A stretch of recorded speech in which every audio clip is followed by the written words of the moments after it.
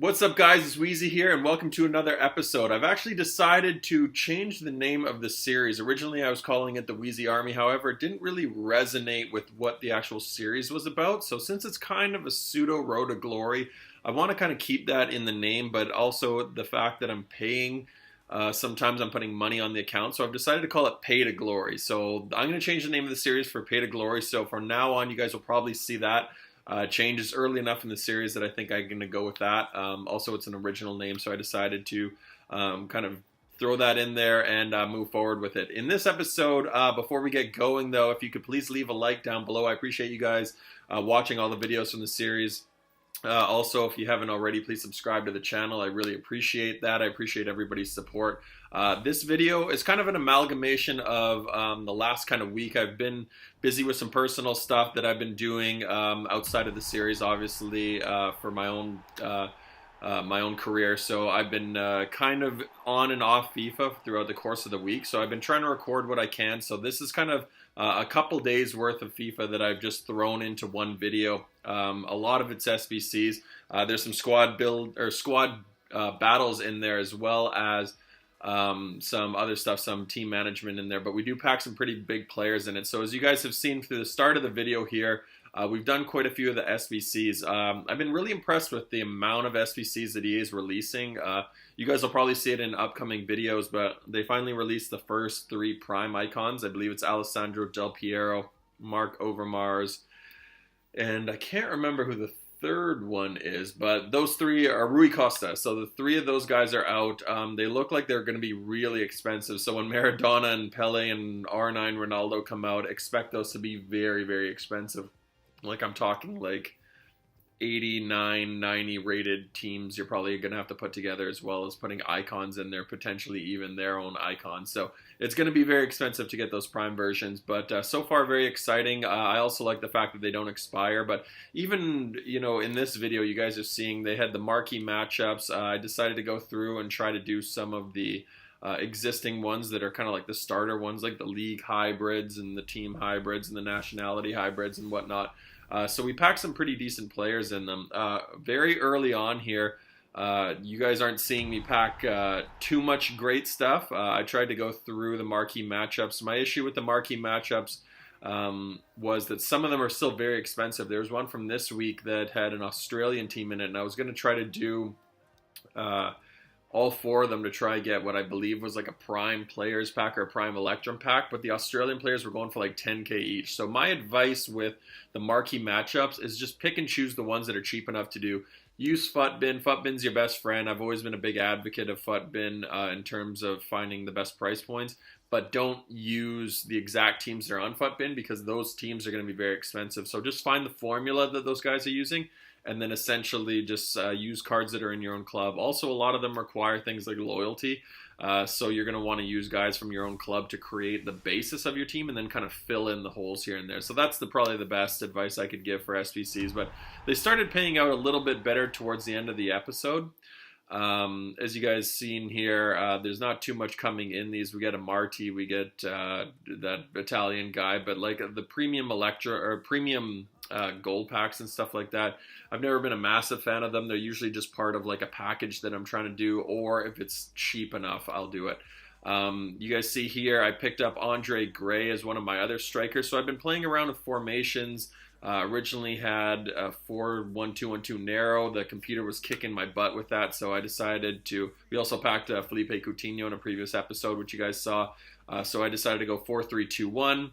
Didn't necessarily love the 4-3-2-1. The midfield is very flat. You guys know I like to play kind of a tiki-taka possession type of deal. It doesn't really resonate very well with that. So I decided to go to a 4-1-2-1-2. Got rid of Daniel Sturridge and replaced him with Andre Gray. Now, Andre Gray is a guy that I had in last year's game. I had his inform version, which was like 95 pace and like 84 shooting. He was an absolute animal. So I thought I would try this one. I didn't use his base card last year. But so far, considering there's not too many special cards out, Andre Gray is a very good cheat beast, so I highly recommend him. He's big, he's fast, and he's very, very strong. His shooting also, I believe I put a sniper on him, which increases his shooting by 3 and his passing by 3. So those were two very big elements, obviously, with his card that were lacking. So you guys will see he'll score some pretty big goals here, but he's just a guy that I haven't had up front in terms of the fact that he's big and he's physical. So having a big, strong striker was something that I wasn't able to really get my hands on early on unless I was going with somebody really cheap. But I wasn't expecting the world from him, but his shooting with that sniper card on him really made him a very deadly player. His pace is already quick enough.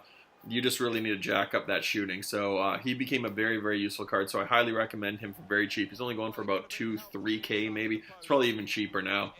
So as we do jump into our first game here, we did play the 4 squad battles here. So this is a goal that the computer tends to score a lot on me. It'll find that cutting pass in behind the defense. You can kind of see I almost sort of did the same here as I rebound from that goal. It took until the second half for them to score, but they'll play a ball in behind and the defenders don't really identify it.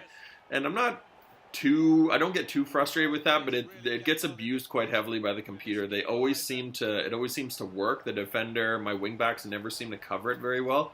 No matter who I have back there, they always play the perfect ball in behind, and their wingers always get to the ball before my wingback does. So it's been very frustrating to kind of deal with it over and over. I know, like I said, it's a very realistic goal, but it's just frustrating to have to see happen over and over and over. They'll miss shots like from the 6-yard box, or they'll just shoot it into my keeper from like 2 feet out, but for some reason they'll be able to find this cutting pass that rips my defense apart like all the time. So playing the computer has been very frustrating. I've also decided with this series, from here on out, I'm going to try and just play online.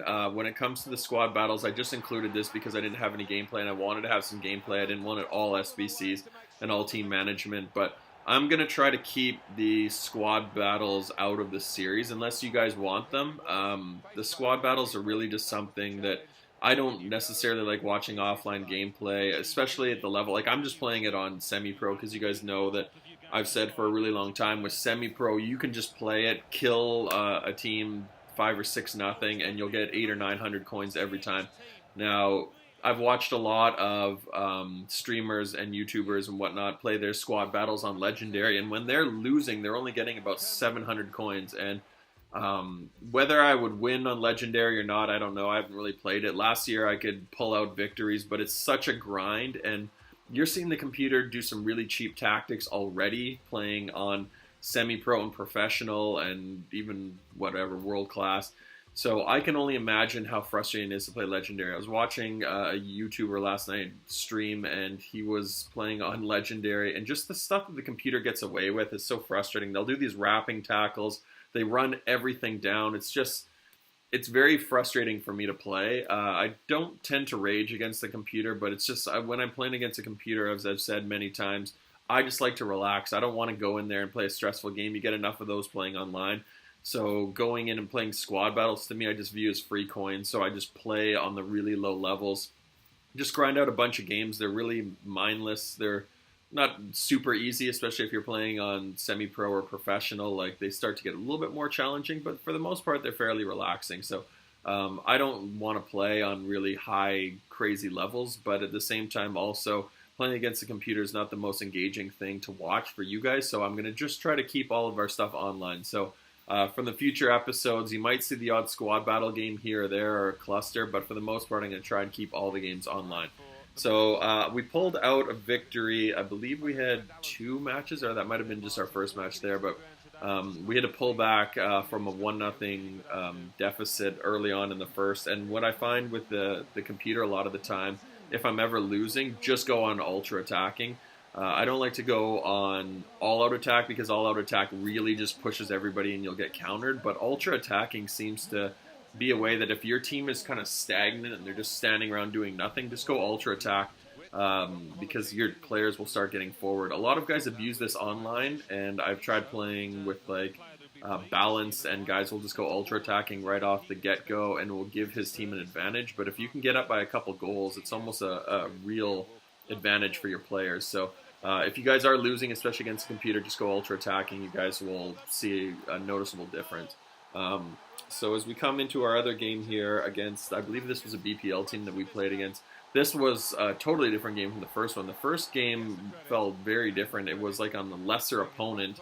but for some reason, the computer sometimes just feels like it's on hero mode and you just can't get anything going. It goes through these kind of momentum shifts. Also, I found that just going attacking right off the bat will get my team going. I don't go ultra attacking, but I just go attacking to get them going a little bit more forward. But every time that I've played balance, I feel like the computer's identified that and gives me a little bit of a harder time. So I just try to rush them as quickly as possible. And if you can get up 1 or 2-0 really early on, you'll probably score quite a few goals. And next thing you know, the game's pretty much over. With this game, you guys see here, Jack Wilshere scored the first 2 goals. Jack Wilshere has actually been a very, very good card. I know he won't hold up. He won't stand the test of time. He's not exactly a world beater. He doesn't have great stats from a face card value, but in-game he's been very good. He's got decent close control, and he actually scores quite a few goals for me. So I highly recommend him if you're just a budget player and you don't have a lot of coins or you don't spend a lot of money in the game and you're just kind of starting out. Jack Wilshere is definitely a very good option. Andre Gray here, very simple move here, just cut back, fake shot against the keeper. His fake shots are very clunky, but thankfully it put him in the right position there. And like I said, his finishing, just top notch. Like he's become a very good striker for me. He's been very strong. And another one right here, like that's a goal that I don't expect to score because he's running away from the keeper, especially Andre Gray. I would have expected my team of the season, Alexis Sanchez, or third informed Sergio Aguero, to score that last year, but not Andre Gray. This is the type of goal right here when I'm taking this shot, I'm just kind of like, oh, I've got a very poor angle, very average shooter. I didn't expect that to go in, but that low driven shot, just totally deadly. So I was very impressed with Andre Gray from the time that I was using him. Also having Gabriel Jesus, I believe I looked at my Gabriel Jesus card stats last night, and he was at something like 41 goals in 21 games or something like that. A lot of that, granted, has been against the computer, but playing online too, like, he is just such a great card. I think he's going for like 50 or 60K right now. I got him for 40 something a couple weeks ago, but he is just worth every penny. He's the best value striker in the entire game. Look at that goal. That's really cheesy. Look at Andre Gray here obstructing the keeper. I don't know how I got away with that one, but this is the other guy that I'd really like to get is Alexander Lacazette, excuse me, not Andre Lacazette. You got Andre Gray in my head. Alexander Lacazette, I would love his ones to watch card. He's going for, now that he's out of packs, he's going for about 600K, so I probably won't be able to afford him at least anytime soon. And by the time I can afford him, there's probably going to be other cards out there that I'd prefer more, but I would love to get that ones to watch card. It's just going to go up and up and up in terms of value. It's like I said, it's about 600K right now, and it's probably going to go up to 700 or 800, especially if he gets an inform. He's just going to go up and up and up. So I would love to be able to get my hands on him. Unfortunately, I don't have anywhere near the coins. I think what my coin balance is in this video was somewhere around 60. I think the most I've had for the course of the year is somewhere in the 160 range, something like that. If I were to like get rid of every asset I have, I think right now in my club would probably be about 250, maybe somewhere in there. It's not crazy, but it would be able to get me a decent player. But I don't think there's anybody in that 250K range that's really worth selling everything that I have in my club. We do pick up some other decent pulls here that you guys will see from some of the squad SBC squad builder challenges there later in the video that were actually really good pulls that helped me with my coin balance. But I found it quite hard, with the exception of spending more money, which I haven't done since day one on this account. Getting pulls from the packs, they come, but they come very slow. I've opened quite a few packs from SBCs and not a lot of great pulls. Like I said, I don't try to do just premium gold packs. I try to do any ones that are like rare gold packs, mega rare gold packs, like anything that's got a lot of rare players. And I've packed some okay guys, so maybe I'm just being a crybaby here, but I haven't found that I've really packed anything super crazy. Felipe Coutinho was the best pull until you guys will see I'll pull somebody later in the video here that's a fairly decent pull. But I just, selfishly, I really want to get my hands on someone really big. I just want like a really big pull. I've never pulled Messi, never pulled Ronaldo. I've pulled Suarez and Bale in previous FIFAs, and Neymar's I've pulled. But I've never pulled any of those big two, or either of those big two. So it's been very frustrating, that element. As we come into, I believe this is our third game here. This guy had a very decent team. It was a very interesting hybrid that he put together there. with David Alaba. I think he had Jerome Boateng and Thiago Alcantara. And then he had kind of like that triangle of BPL players on the right side. I was expecting this game to be very, very tough game. Crazy Frog FC. I would be very worried playing against a human that had this. You'd really notice much of a difference if you were playing against a guy who was controlling that team. But our first goal came from Alexander Lacazette. This was a goal that was very kind of odd to see. Like, watch him, the close control. I don't know if this is because that Lacazette card is just so high powered, but look at him kind of bumble, keep the ball in close proximity to his feet. It's got a lot of defenders around him, and then he kind of slices this shot into the far post. So I don't know if that's the type of goal you're just going to score because the guy's an 85 rated and he's just like one of the better strikers in the game, or if that was just FIFA being FIFA. I'm not really too sure with that one, but those are the types of goals that make me want to get a player like Lacazette. Like even Felipe Coutinho, he hasn't been fantastic. I don't love the fact that he's a left mid now essentially, but even when I was using him as a left forward, he's the type of guy that I'd rather have centrally because he's got very good ball control, but he doesn't, like, you notice the difference in terms of like those high quality players or high value players in terms of their stats, like 86, 87 rated guys. They've got very good close control. You really notice a difference with those high rated guys, but you know, they're wasted on the wing there. So for him, it was a type of guy that if I took and sold him, I wouldn't lose any sleep over it. It would kind of suck because, oh, that's a really weird hug there. Kept Hector Bellerin in the middle of the two. But Felipe Coutinho would be the type of guy that if I sold, I wouldn't lose any sleep just because he's kind of a bit missing out on the wing there. He does score some nice goals when he's got the chance, but wingers are just, they get stuck out on the wings, and I don't necessarily bomb down the wings very much. I like to play very centrally, so I just find that it's very frustrating to have a guy who's one of your highest rated players, if not your highest rated player, and he's just out on the wing doing nothing. He never really cuts in, even after I've changed some of his instructions. This is actually a goal here, this Theo Walcott goal. I picked up Theo Walcott, as you guys saw earlier in the video there. I kind of snagged him. He was somebody that I needed for my right side there. I just wanted a pace merchant down there, and I was able to actually play the computer type ball in behind the defender, and they finally were able to concede one of those goals. Theo Walcott, huge difference maker. I hate to admit that because I don't like advocating pace abuse, but man, what a difference it makes. Like a guy who's just super fast. The rest of his stats are okay. He's a decent passer, decent dribbler, decent shooter, but for the most part, like just having that pace makes up for pretty much everything. Like there's so many times where I've given the ball away or I need a guy back on defense and he can just run down everybody. He's so quick in this game.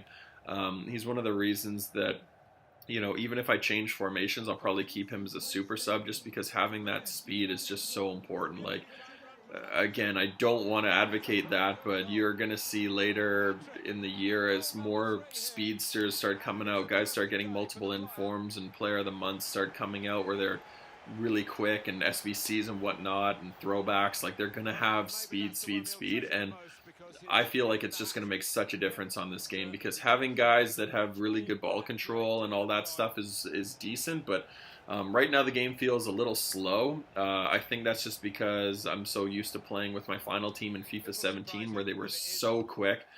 My team was so jacked up and everybody was like almost 90 plus pace in pretty much every position, or at least 80 something pace for the midfielders. Once you start seeing some of these cards come out that are speed, the game is just going to pick up and it's going to start feeling a lot more like FIFA 17, which isn't a bad thing. I loved FIFA 17. I'm a big fan of it. I still to this day prefer it over 18 so far, but maybe that's because of the teams that I was using later on in the year. It made me feel like I was using guys that I actually could get on with, whereas in this, you guys can see my team is still kind of in the development phase. I'm still trying to figure out whether I should use some of my coins. I'm holding on to them, but they burn a hole in my pocket. They tend to do this in FIFA. Especially when there's guys like Eric Bailly that I'd really like to pick up, but I just don't want to spend 40, 50, 60k on Eric Bailly. You know, he's a great card, but I'm just thinking like he's an 84 rated. As packs start getting open later in the year, like, do I really want to spend 40k when he's probably going to drop down to like 20? within the next month or so. Like it's those types of it's that type of thriftiness that has been really weighing on my mind. I've been trying to figure out where I want to go with my team. I'm hoping I can pack some other guys that can give me enough coins that I feel like I can pick up some guys and improve some positions here and there. Like my center backs, for example, are a perfect example. Like Rudiger's been decent, Rojo's been decent, but I know if I went into like FUT Champs, for example, with those two, they're probably going to get abused quite a bit. I know a lot of people speak really highly of Rojo. I've enjoyed him. He's been good, but he hasn't been great. Like he's not going to be the type of guy that you're going to want to use in FUT Champs unless like you're just trying to go 20-20. Like if you really expect to have like a winning record in FUT Champs, like you're probably going to want to have a little bit better than Rojo. Rudiger can stay. Like if I were to pick up a guy like Bailly, I think Antonio Rudiger would be a decent partner with them. I'm even fine with my wingbacks. Kolasinac and Zappacosta have been very good cheap guys, but again, you probably want to pick up, you know, Hector Bellerin's of the world, and even Mendy. Like Mendy's a guy that I could probably get right now pretty cheap, but there's just improvements on my team that I'm trying to figure out whether I want to do them and just take a really well-balanced team in there and deal with the coin loss, or if I want to be patient with it, just plug along with these guys and wait until some better cards come out and I actually have some coins that I can use to buy them. So I'm worried about the coin loss right now because I don't want to spend too much money on this year's game. I spent a lot on last year's, and this year is not one that I want to dump a bunch of money into because, like I said, with 17, it got very frustrating with the fact that even though I had a really good team, I just ended up losing. You end up losing money because you can't take your team into the game next year, so it just becomes obsolete at the end. As we go back into some SBCs, though, you guys see there that I pick up Ilkay Gundogan, which was a huge pull for me. That was very, very, very, very, very happy with that one. This was how I was happier. I pick up an even higher rated player in my next pack, which you guys will see, or at least in the next couple packs coming up here. But Ilkay Gundogan was one of the guys that can slot right in my team. He was a guy that I did want in my club, and somebody that I'm very, very happy to have in there. So I was over the moon when I pulled him. He was somebody that I was contemplating putting money towards, but again, 25, 30K, somewhere in that range. I didn't really want to fork out that money for Ilkay Gundogan because, again, I know he's going to drop in price. He's not going to drop crazy amounts, but at the same time, like, you know, he's not somebody that I want to spend 30K on. I thought there'd be much better cards that I could spend 30K on. So very happy because he just plugs in another hole and he's a high-rated guy. So we do finish the League and Nation hybrids here. We get 12,000 coins there, which is a really nice little payoff. But on top of that, we get our final pack, which is going to be a very, very good pack. So you guys will see here, it's a mega pack. And we do get a board down, which is exciting always. That board, when that pops up, you see the flag come up. I was thinking, oh, I don't know about that one, but we do get Andres Iniesta. So our highest pull yet. Unfortunately, the bad news is he doesn't go for a crazy amount. He only goes for 32K-ish, but our highest rated pull of the entire year so far, so I was very happy with that, over the moon with that pull. And I was very happy with the fact that we got back-to-back boards, 85 rated. It was actually a very good pack in general, but we get an 85 rated Gundogan, and then the next pack we get Andres Iniesta. And like I said, very good pack. We got Iniesta, we got one of my favorite players, Ricardo Quaresma. We pick up Nicolas Otamendi, who will pop right into the team. We get 1,000 coins. Probably the best pack that I've had all year in terms of payoff. So it's just, I was so happy with that. Very simple one to do. We ended up, as you guys can see there, I sold Andres Iniesta, so we're up to the 90K-ish mark. And then we go and just pick up another cheap BPL player. So as I was saying before, I'm still kind of being thrifty with my coins. I'm not spending them on crazy players. What I'm trying to do is find real value, overpowered players in the EPL. It's been enough to keep me kind of afloat in terms of some of the lower divisions. As you guys are going to see in some of the upcoming videos, I'm going to be going through seasons, trying to play some of the lower divisions. We're only in Division 9 now, so I think we just finished Division 10, which you guys will see in an upcoming video. But in these lower divisions, you're still coming up against some really high-rated guys that are really high-rated teams, and then some really low-rated teams that just haven't been able to get off the mark yet. So I'm not that worried. But once we start getting into the top half of the divisions, like divisions 5, 4, 3, 2, 1, I'm going to start needing to get some better players. It's going to take me a little while to get that far, so I'm not as concerned about it. There's always SBCs. You guys know I like to do the SBCs and pick them up. So I'm not as concerned with trying to find a team that can compete, but I do need to figure out whether there's some guys that I do want to spend my coins on, because the coins are going to be very, very valuable later on, and right now they're just sitting there, and they're, like I've mentioned before, they're just burning a hole in my pocket. So do I want to use them and get a team that I can play with, or do I want to hold out and wait for some really good SBCs? Right now I'm still on the SBC train. I'm just thinking, wait. I know they just announced Harry Kane as the player of the month, so that's not a guy I'm interested in. Harry Kane, I don't really care. He doesn't have high enough pace for me. He's not really a super pacey striker, so I'm not that concerned with him. So I don't want to dump the coins into him. I wasn't as concerned with Mane, so a little bit of breath of fresh air, because if it was Aguero, I know I would have probably dumped almost my entire club, if not probably more money, into the actual game just to get Aguero's like player of the month card. He would have been one that I had to have gotten.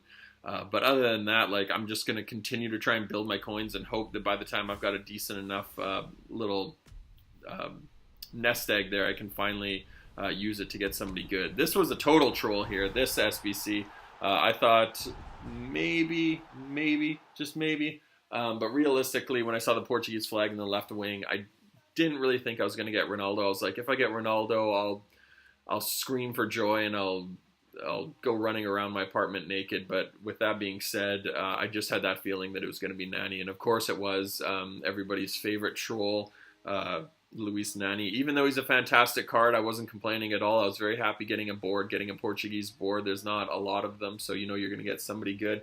But with that being said, just that 1% hope that you might somehow pull a Ronaldo did pop into my head, so I'm not going to lie and say that it didn't. So this was the final kind of quadrant of SBCs that I had at my disposal that I wanted to try to take advantage of.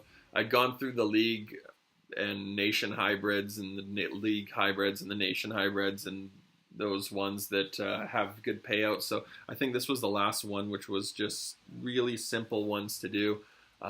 They were actually, you guys will see as I go through some of the teams, though, they weren't super easy. A lot of these aren't necessarily supposed to be the most expensive ones, which is why the payouts aren't as good as some of the other ones. Like the league and hybrid nation ones were really good payouts in terms of like rare mega packs and rare gold packs and rare player packs and whatnot, because they are supposed to cost you a lot. But these ones actually cost me more. I actually had players in my club that I could use because it required so many rare gold cards, but these ones require things like silvers and bronzes.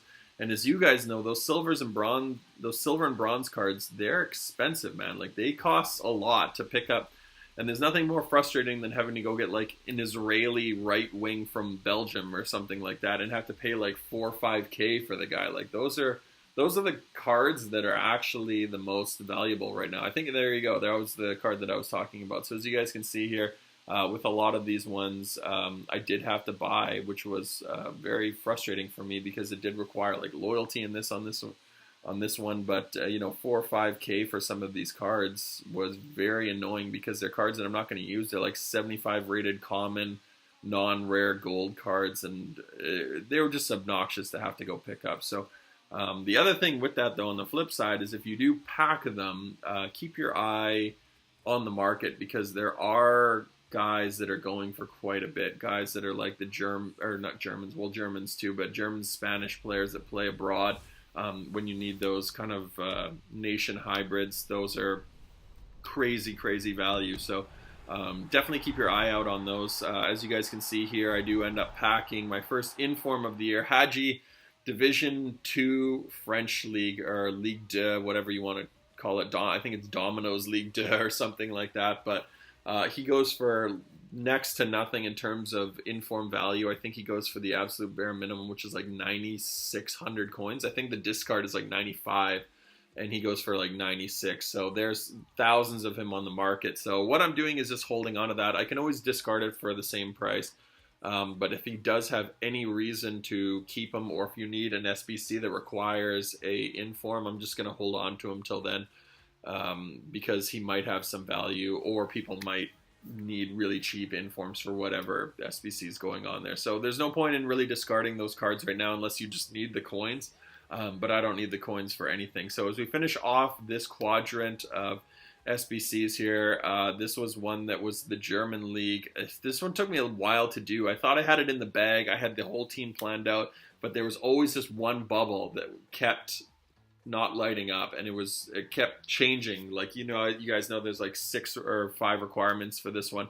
It'd be things like, okay, I'll change this player. Oh, the team rating wasn't high enough. Okay, I'll change this player. Okay, I've got too many Germans, and it just was rotating bubbles, and it was so frustrating. It ended up taking me way too long to do that one, like probably like 20 minutes to do the thing, or like almost a half hour, maybe even. Like, I don't remember how much exactly, but it was very annoying to have to do the thing because it just over and over and over, it just wouldn't light up. So that final one, I was like, okay, this better be worth it. But as you guys know, the longer it takes you to do an SBC, the less value you get out of it. So the more money you put into it, the more time you're investing into it, the crappier the pack's going to get. That's just kind of my rule of thumb. So I haven't really ever had crazy luck when I've had to put a lot of money or a lot of time and effort into any of these SBCs. I always end up getting a pack like that, my best player being Yuri Tielemans. So he will be a very good card in the future, but right now he's essentially worth almost nothing because he just doesn't have the stats to do anything. So a pack full of cards that I'm just hoping I can plug away in the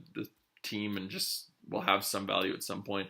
With all of these other cards like Adair, unless there's somebody that I know goes for a couple K, I'll try to actually price them out. Other than that, I'm just going to put them up for the basic buy now of 10K and whatever the minimum bid max buy now. So I'll just let people bid on it. I don't recommend that for you guys because those putting it up for auction essentially is going to get you less amount of coins, and a lot of the time they slip through the cracks and people don't spend anywhere near what the actual value is. So if you really want to maximize your coins, make sure you guys are going on the market and seeing what they're going for. But if you're just too lazy and it's going to be like 100 coins here and there, just throw it up for bid. Anyway, that was the last pack. This is the last pack of the episode. The rare mega pack, we didn't end up pulling anything, unfortunately. We do get a whole crap load of squad fitnesses, but that's going to be the end of the video. So I appreciate you guys sticking to the end. Please leave a like on the video. Leave any comments or questions you have down below. And if you haven't already, please subscribe to the channel. I really appreciate your guys' support. So until next time, guys, take care. Peace.